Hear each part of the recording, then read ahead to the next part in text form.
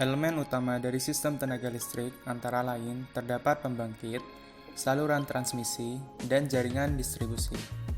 Pembangkit bertugas untuk memproduksi energi listrik. Saluran transmisi berfungsi menyalurkan ke daerah yang jauh. Dan gardu induk sebagai pendistribusian listrik ke konsumen. Baik itu industri, komersil, dan penggunaan listrik rumah tangga. Energi listrik tersebut dibangkitkan, disalurkan, dan didistribusikan dalam bentuk daya 3 fasa. Tetapi, rumah-rumah dan beban-beban kecil dihubungkan dengan daya 1 fasa saja. Namun, seiring bertambahnya waktu, kita akan menemukan bahwa daya 3 fasa lebih banyak digunakan daripada daya 1 fasa. Dikarenakan dilihat dari segi produksi, mesin-mesin dengan daya 3 fasa dikenal lebih efisien daripada mesin-mesin 1 fasa. Tetapi, mengapa demikian? Mengapa daya 3 fasa lebih diminati daripada daya 1 fasa? Dan apa perbedaan mendasar antara daya 3 fasa dan 1 fasa? Pada kesempatan kali ini, kita akan sama-sama memahami tentang hal tersebut. Untuk memahami daya 1 fasa, mari kita amati sketsa gambar pembangkit daya 1 fasa. Meninjau sebuah generator yang terdiri dari 1 belitan dan 1 permanen magnet. Belitan ini memiliki 2 terminal, yaitu A dan A1. Sebuah permanen magnet berputar di dalam generator dan digerakkan oleh beberapa sumber eksternal seperti turbin atau prime mover. Singkatnya, ketika magnet ini mulai berputar, suatu tegangan sinusoidal akan diinduksi melintasi belitan. Jika kita hubungkan sebuah beban atau resistor pada belitan tersebut, sehingga membentuk rangkaian tertutup, maka akan muncul arus pada belitan. Dan jika kita menggambar output dari gelombang tersebut untuk arus dan tegangan terhadap waktu, maka akan terlihat seperti gambar berikut. Dari gambar terlihat bahwa kedua gelombang merupakan sefasa. Sefasa di sini maksudnya adalah antara tegangan dan arus dimulai pada saat yang sama dan mencapai puncaknya pada saat yang sama, serta bernilai 0 pada saat yang sama pula. Sekarang, untuk mendapatkan daya sesaat, kita cukup kalikan tegangan dengan arus, dan bentuk gelombang dari daya yang dihasilkan akan terlihat seperti gambar ini.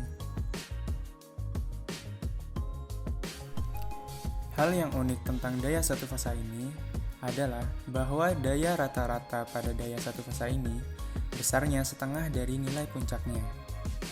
Dan keluaran dari daya 1 fasa ini relatif tidak konstan. Sekarang, katakanlah kita menggunakan generator fase tunggal sebelumnya, namun kita menambahkan 1 belitan lagi dengan terminal B dan B1. Harap dicatat, belitan B dan B1 bergeser sebesar 90 derajat dari belitan A dan A1. Bagian yang menarik dari susunan ini adalah ketika magnet berada pada posisi yang ditunjukkan oleh gambar, maka tegangan pada belitan A dan A1 adalah maksimum atau dapat dikatakan berada pada puncaknya. Di saat yang bersamaan, tegangan pada belitan B dan B1 bernilai 0. Ini dikarenakan flux pada saat itu hanya memotong terminal di belitan A dan A1. Kemudian pada saat magnet berputar 90 derajat secara mekanis, maka tegangan yang melintasi belitan B dan B1 akan mencapai nilai yang maksimum. Dan pada saat yang bersamaan juga tegangan pada belitan A dan A1 akan menjadi 0. Kemudian, mari kita hubungkan resistor di kedua belitan tersebut. Dan arus R1 dan arus R2 akan mulai mengalir melalui masing-masing resistor.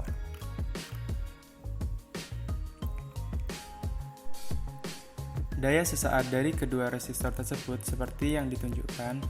Di sini Anda dapat melihat bahwa ketika output daya R1 bernilai 0, maka output daya dari R2 akan maksimum, dan sebaliknya. Kemudian kita akan mendapatkan daya rata-rata dari setiap fasanya. di mana jika kita menjumlahkan daya rata-rata sesaat dari kedua fasa tersebut, kita akan menemukan bahwa resultan dayanya konstan, atau bisa dibilang jumlah daya yang dihasilkan dari daya dua fasa ini bernilai sama dengan daya maksimum atau PM dari daya satu fasa. Bisa disimpulkan bahwa keluaran daya dari generator dua fasa relatif lebih konstan dan lebih baik daripada generator satu fasa.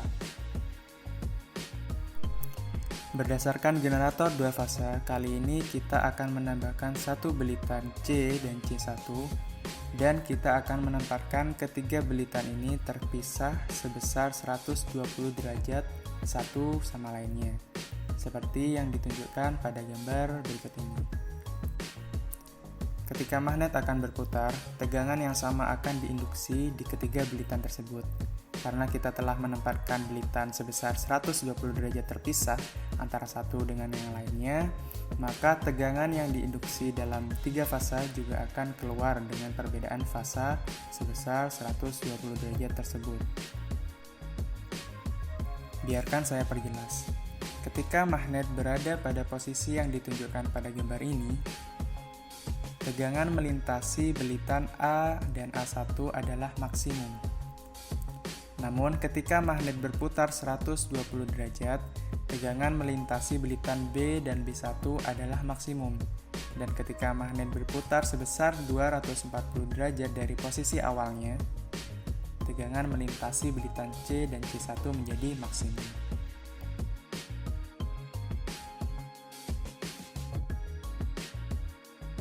Sekarang mari kita hubungkan ujung antara ketiga belitan tersebut dengan sebuah beban atau resistor, sehingga membentuk rangkaian tertutup. Maka arus akan mengalir pada masing-masing belitan tersebut.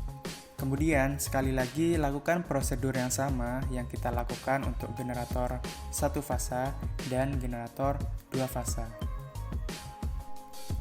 Dan kita akan menemukan bahwa keluaran daya yang kita peroleh dengan menambahkan daya sesaat dari masing-masing ketiga fasa tersebut didapatkan nilai sebesar 1,5 kali daya puncak dari satu fasa. Jadi, di sini kita telah mencapai daya yang konstan dan mendapat daya yang lebih banyak dengan hanya menambahkan dua belitan ekstra ke generator satu fasa.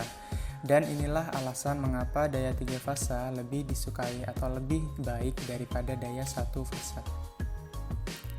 Kesimpulan dari penjelasan kali ini yaitu kita mendapatkan bahwa output daya satu fasa tidak konstan dan daya rata-rata yang didapat setengah dari daya maksimumnya.